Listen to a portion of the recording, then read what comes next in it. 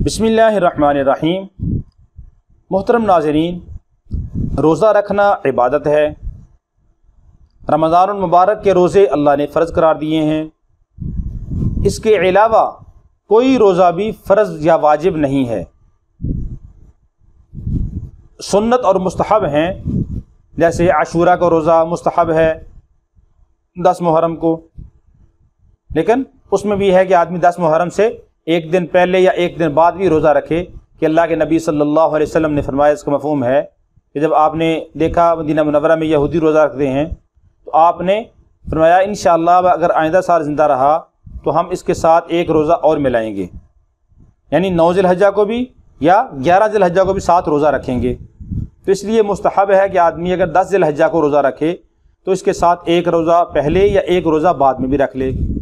اس کے علاوہ ہر مہینے میں ایام 20 کے روزے رکھنا بھی یہ مستحب ہے۔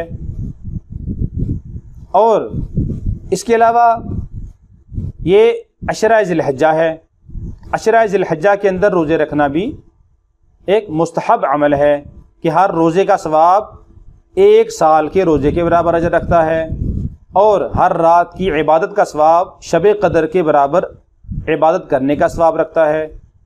لیکن 5 دن ایسے ہیں کہ جن کے اندر روزہ رکھنا حرام ہے۔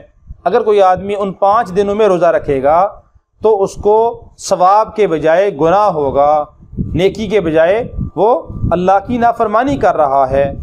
وہ 5 دن کون سے ہیں؟ ایک عید الفطر کا دن، اور اس کے بعد عید الاضحیٰ کا دن یعنی قربانی کا دن، عید کا دن، بقرہ عید کا دن، اور بقرہ عید کے بعد 3 دن، ان 10 ذی الحجہ، 11 ذی الحجہ، 12 ذی الحجہ اور 13 ذی الحجہ، یہ 4 دن اکٹھے ہیں، اور ایک عید الفطر کا دن ہے۔ یہ 5 دن ایسے ہیں کہ جن کے اندر شریعت محمدیہ میں روزہ رکھنا حرام ہے، کیونکہ یہ دن اللہ رب العالمین کی طرف سے میزبانی کے دن ہیں، مہمانی کے دن ہیں۔ اللہ رب العالمین اپنے بندوں کی مہمان نوازی کرتے ہیں، تو اللہ کی مہمان نوازی کو قبول کرنا چاہیے۔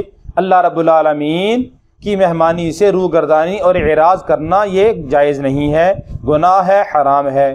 تو اس لیے ان 5 دنوں میں روزہ رکھنا جائز نہیں ہے۔ باقی آپ جب چاہیں روزہ رکھ سکتے ہیں،